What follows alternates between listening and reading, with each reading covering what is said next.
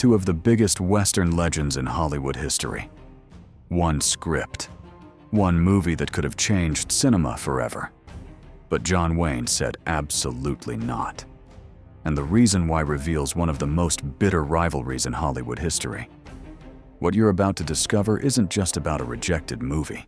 It's about a clash of generations, a battle over the soul of the American Western, and two men who represented completely opposite visions of what it meant to be a cowboy hero. Stay with me, because this story gets wild. To understand why John Wayne refused to work with Clint Eastwood, we need to go back to the beginning. John Wayne wasn't just an actor, he was an institution. For over 4 decades, Wayne defined what an American hero looked like. Tall, strong, morally certain, and always on the side of justice. His cowboys were noble. They fought for what was right. They protected women and children. They represented law, order, and American values. Movies like Stagecoach, The Searchers, and True Grit made Wayne more than a star. They made him a symbol. But by the 1960s, something was changing in Hollywood. The old studio system was crumbling. A new generation of filmmakers was emerging, and they had a very different vision of what Westerns could be. Enter Clint Eastwood. Eastwood had spent years on the TV show Rawhide, playing a clean-cut cowboy. But then he went to Italy and made 3 films with director Sergio Leone that would change everything. A Fistful of Dollars, For a Few Dollars More, and The Good, the Bad, and the Ugly. These weren't John Wayne Westerns. These were darker, grittier, morally ambiguous. Eastwood's character didn't have a name. He was just the man with no name. He killed without remorse. He worked for money, not justice. He was violent, cynical, and operated in shades of gray. And audiences went absolutely crazy for it. The spaghetti westerns, as they came to be called, were box office gold. They made Clint Eastwood a superstar, but they also represented everything John Wayne despised about where movies were heading. Now here's where things get really interesting. This wasn't just about different acting styles. This was a fundamental disagreement about morality, America, and what stories should be told. John Wayne was deeply conservative. He believed in traditional American values. He had supported the Vietnam War when it was becoming increasingly unpopular. He saw himself as a defender of a certain vision of America, both on screen and off. Wayne looked at Eastwood's westerns and saw something dangerous. He saw anti-heroes who blurred the line between good and evil. He saw violence without moral consequence. He saw a cynicism that he believed was poisoning American culture. In interviews, Wayne didn't hold back. He called the spaghetti westerns terrible and said they were made by people who didn't understand the American West. He believed they were corrupting the Western genre that he had helped build. But here's what made it personal. Wayne saw Eastwood as someone who had taken everything Wayne had created and twisted it into something unrecognizable. Eastwood was getting rich and famous by essentially doing the opposite of everything Wayne stood for. And Eastwood? He didn't particularly care what John Wayne thought. The younger actor represented a new Hollywood that didn't need the approval of the old guard. Eastwood was cool, modern, and spoke to audiences who were questioning traditional authority. He was the future, and Wayne increasingly looked like the past. This tension simmered throughout the late 1960s and early 1970s. Both men made comments about each other in the press. The mutual disdain was becoming Hollywood legend. So what was the movie that could have brought them together? There were actually multiple attempts to get Wayne and Eastwood in the same film. Producers saw dollar signs. Imagine the marketing. The Duke meets the man with no name, the old guard and the new generation. It would have been box office dynamite.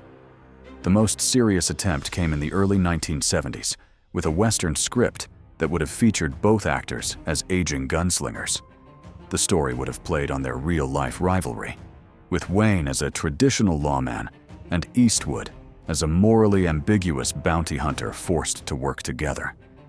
The script made it to Wayne's desk, and according to people close to the project, Wayne read it and immediately said, "No."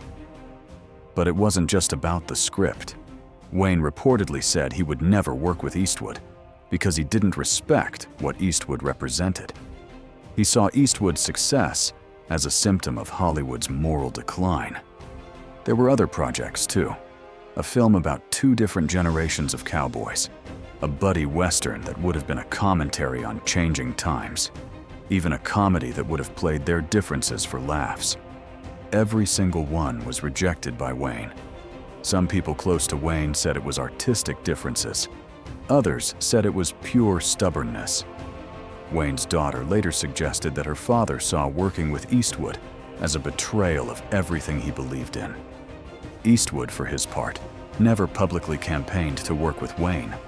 When asked about it in interviews, he was diplomatic, but distant. He made it clear that he didn't need John Wayne's approval to succeed. But here's what most people don't understand. This wasn't really about hatred between two men. It was about something much bigger. John Wayne saw himself as the keeper of a certain American mythology. His westerns told stories about good defeating evil, about civilization taming the wilderness, about heroes who always did the right thing. These weren't just movies to Wayne. They were moral instruction. Eastwood's westerns asked uncomfortable questions. What if the heroes weren't always heroic? What if violence didn't solve problems neatly?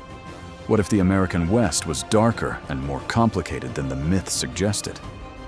Wayne believed Eastwood was tearing down something important. Eastwood believed he was telling more honest stories. Neither was entirely wrong. Wayne's fears about moral relativism in movies weren't baseless. The late 1960s and 1970s did see a shift toward anti-heroes and moral ambiguity that sometimes went too far. But Eastwood's point that the old westerns were sometimes simplistic fairy tales also had merit. This clash represented a broader cultural moment. America in the 1970s was questioning everything. Vietnam, Watergate, civil rights, changing social norms. The certainty of Wayne's era was giving way to the complexity of Eastwood's. The movie they never made together would have been a fascinating time capsule of that moment. Two visions of America, side by side, forced to reconcile or destroy each other. So what happened? John Wayne died in 1979, and the opportunity was lost forever. He made his last film, The Shootist, in 1976, playing an aging gunfighter dying of cancer, which Wayne himself was battling. It was a fitting end to his career, a western that acknowledged the passing of an era. Eastwood, meanwhile, kept evolving. He became a director and made Unforgiven in 1992, a film that deconstructed Western mythology in ways that would have made Wayne uncomfortable. But it also showed a maturity and depth that transcended their old rivalry. The irony is that both men loved Westerns deeply. They just loved different versions of them. Wayne loved the myth. Eastwood loved puncturing the myth to find something real underneath. Today, film historians recognize that both approaches were valuable. Wayne's Westerns gave us heroes to believe in. Eastwood's Westerns gave us complexity to think about. American cinema needed both. The movie John Wayne refused to make with Clint Eastwood would have been incredible. It would have been a cultural event. It could have bridged two eras of Hollywood and created something truly unique. But maybe the refusal itself is more interesting than any movie could have been. Wayne's refusal to work with Eastwood was his way of drawing a line in the sand. It was him saying, "This far and no further." It was a principled stand, even if we might disagree with it. And Eastwood's indifference to Wayne's approval showed a new generation that wasn't waiting for permission anymore. They were going to make their own path, their own myths, their own cinema. In the end, we got incredible films from both men separately. Maybe that's better than one collaboration. We got to see each artist fully realized, uncompromised, true to their own vision. The Wayne Eastwood movie that never happened remains one of Hollywood's great what-ifs. A ghost film that represents not just two careers, but two Americas, two philosophies, two moments in time that could never quite meet. And honestly, that might be the perfect Western ending.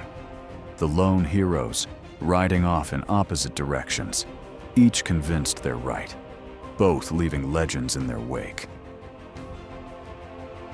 If you enjoyed this deep dive into Hollywood history, hit that like button and subscribe.